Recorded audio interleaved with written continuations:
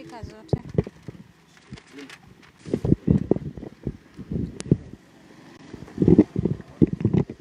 So, my brothers and sisters, mko tayari nianze? Uko sawa? Tuko chonjo? I'm not usually in the habit of reading things when I'm talking to the public, but because this is a very delicate legal issue, Maremba, I have to be cautious. Niko hapa leo na wenzangu ambao wanawakilisha nyumba zetu zote zilizoko hapa Kakamega kulingana na tokeo ambayo ilisababishwa na kifo cha mfanyikazi wangu Kizito Moi Amkune. Kilichosababishwa ni kwamba kulitokea tetesi eti mimi nimeua huyo mfanyikazi wangu, na hayo madai ilitolewa na mwanabiashara ambaye anafanya kandarasi na county government ya Kakamega kwa majina Cleophas Shimanyula Toto. I therefore have the following statement to read. This is a media briefing on the death of Kizito Moi Amkune. Kizito Moi Amkune was my bull. Kizito Moi Amkune was my fighter bull caretaker who served me faithfully for around 20 years. On the evening of 27th of January 2024, he was gored to death by fighter bull Inacio. His body was found lifeless in a pool of blood and mud on the morning of 28th of January 2024. The police took over and moved the body to Kakamega County Referral Hospital mortuary after sealing the scene of the incidents. On the 29th January 2024, a post-mortem was done by a team led by the county pathologist, Dr. Dickson Muchana. This autopsy established that Kizito Moi Amkune had lost his life due to excessive bleeding caused by multiple injuries sustained from goring by the horn of a large animal.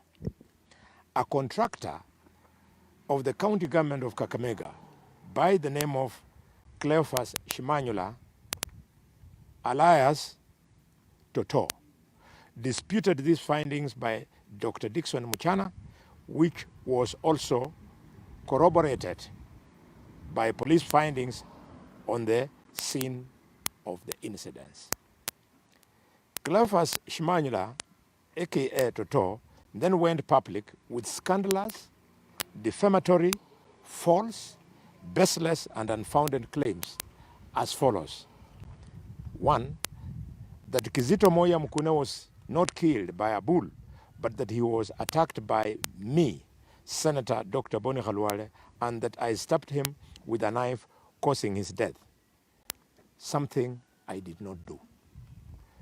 2, that I, Senator Dr. Boni Khalwale, went on and lied to the police and misled them to believe that the late was attacked and killed by a bull, which I did not do. 3, that I influenced the police in making their report on the investigations into the death of Kizito Moi Amkune, which I did not do. That I influenced Dr. Muchana in concluding from his postmortem findings that Kizito Moi Amkune was killed by a bull, which I did not do. That I had influenced the family of Kizito Moi Amkune to support the theory of death of their kin due to an attack by the bull, which I did not do. And finally, Cleophas Shimanyula claimed that I purportedly killed Kizito Moi because he was having a sexual affair with my wife, which was and which is not true. Following these public, wild, scandalous, defamatory, false, and baseless, unfounded claims, the burial of Kizito Moi Amkune was stopped by the police on the 31st of January 2024, even after I had made elaborate burial arrangements. We were taken through more rounds of interrogations by the police on the 1st of February, on the 2nd of February, and it culminated in a repeat autopsy by the government pathologist, Dr. Johansen Oduor, on 3rd of February 2024. This postmortem was attended by Dr. James Ahonya on behalf and on instructions of Mr. Cleophas Shimanyula alias Toto. Dr. Dickson Muchana, homicide and forensic experts from the national office, together with I, also attended the second postmortem. Dr. Johansen Oduor concurred with the findings of the first autopsy, and Dr. James Ahonya, on behalf of Shimanyula, also made the same findings. The public claims by Mr. Cleophas Shimanyula, aka Toto, gained widespread publicity in the local and national print and electronic media, as it did on social media, where it has been trending to date. These vibes arising from Cleophas Shimanyula's have caused the following grievous personal and corporate injuries. 1, to me, Dr. Boni Khalwale, it has cast aspersions on my integrity, profiled me as a liar and as a murderer. 2, to the police, it has profiled the police in Malinya, in Kakamega County, and in the region as incompetent and corrupt. 3, Dr. Dickson Muchana, these claims have profiled the doctor as incompetent and corrupt. 4, the county referral hospital. These allegations have profiled the county referral hospital as a den not of medical professionals, but of quacks. 5, the office of the Senator of Kakamega, it has been profiled to indicate that it is being served by a murderer. 6, the office of the Senate Majority Whip has been profiled to mean that it is served by a murderer. 7, the voters of Kakamega who voted for me in the general election of 22 have been profiled to mean that they elected a liar and a murderer. 8, all the people of Kakamega, estimated at around 2.6 million, who I represent, have been profiled to mean that their representatives is a liar and a murderer. 9, my wives have been profiled to mean that they are prostitutes. The wives I have are specific, and they are as follows. 1, Adelaide Khalwale, who died 5 years ago, is my first wife. 2, Josephine Khalwale. I beg your pardon. Wife number 1 is Adelaide Khalwale, who died 5 years ago. She's the mother of my first 3 children, all copyrights of mine, no doubt about their paternity. Josephine Khalwale, my second wife, she's the mother of 3 of my children, 1 who has completed university, the other 2 still at the university, all copyrights. There's been no complaint about their paternity. 3, Gloria Khalwale, who is the mother of 8 of my children. These 8, some are at the university, others are in lower levels of education. They are all my copyrights. They have never had their paternity in doubt. And finally, Diana Khalwale, mother of 3, all of them in lower levels of education. The 3 children are my copyrights. Number 10, aggrieved is the family of Khalwale.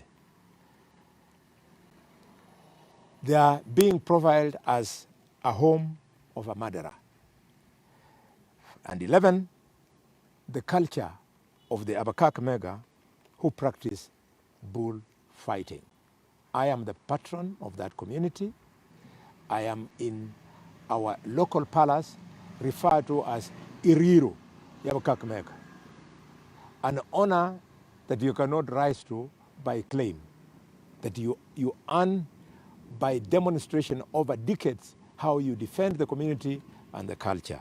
They have been profiled as having identified a community leader who is a liar and who is a murderer. I wish to report today that I have recorded today a formal complaint with the police at Malinya Police Station and handed over the matter to my lawyers for further action in Nairobi. The further action, for clarity, involves a number of suits. We are proceeding and suing the contractor of Kakamega, Cleophas Shimanyula, aka Malala. Oh, their cousins are here. So we are suing the contractor of Kakamega, I beg your pardon, Mr. Cleophas Shimanyula Toto. I'm suing. My wives are suing. My children, who are also adults, are suing. The parents of my wives are suing. The police will make up their own minds if they want to sue. I think they are going to. From what I have heard when I was reporting the matter, Dr. Muchana is going to sue if he so chooses. So we would like Cleophas Shimanyula Toto to come and present evidence that we are, all of us, all these people, we are who he claims that we are. I have built a public service image of over 30 years, some of those years as a doctor, and many of the other years as a political leader in this country. I have never been involved in a scandal. I have a spotless career of integrity, and therefore I'm going to pursue the contractor of Kakamega County to its logical conclusions. And I will use all my talents and resources to test the veracity of his statement and make sure that all aggrieved parties are properly compensated for the serious damage. Tomorrow, I will do a press conference in Nairobi that we shall be led through by my team of lawyers who will tell the country how they will proceed thereafter. I would like, for the sake of only 3 people, the youth of this county, the women of this county, and the men of this county, to allow only 3 people to chip in before you ask any question. The first person mwenye nitaomba azungumze kwa niaba ya vijana is a youth from Bunyala constituency, Amunyala. You'll be brief because of the rain. Kwa majina naitwa David Barasa. Niko na ujungu sana kama mmoja wa vijana wa hii Kakamega County, na mama anatoka kwa area yangu. Mama anatoka kwa familia yangu. Hata mimi mheshimiwa nataka kukuambia, as the community of Panyala, we are going to sue Toto, Cleophas Shimanyula, kwa sababu we are very much worried. Our sister might end up losing the marriage because of such stupid things. So tunataka Shimanyula kuje kotini atuambie kama msijana yetu really ni malaya, atuambie na atutolee hiyo ushuhuda tujue kwa nini ameaccuse msichana wetu. Na watu wa Navakholo tumekasirika, tuko na majungu sana. Tunaenda kuchukua hiyo action. Kesho pia mimi naenda kuandika statement Navakholo kama ndugu ya mama ambaye amechafuliwa China. Asanteni. On behalf of our women, welcome. Mama, very fast, the rain is coming. Mimi ninaitwa Pamela Mirikao, Nimesimama hapa kwa ajili ya kulalamika, kwa ajili ya wamama wote Kenya nzima, kuanzia Kakamega County, kuchafuliwa jina ya kwamba tunaweza lala na wafanyikazi. Hiyo ni ishara ya kuonesha kwamba wamama si wachafu wa kufanya jambo kama hilo. Kwa hivyo tunasimama na kusiu ya kwamba Mr. Toto ametuharibia jina na anastahili explain kwa nini ametuharibia jina kama wamama. Biblia inasema usishuhudie uongo kwa jambo ambalo haujui. Nimesema hivyo kama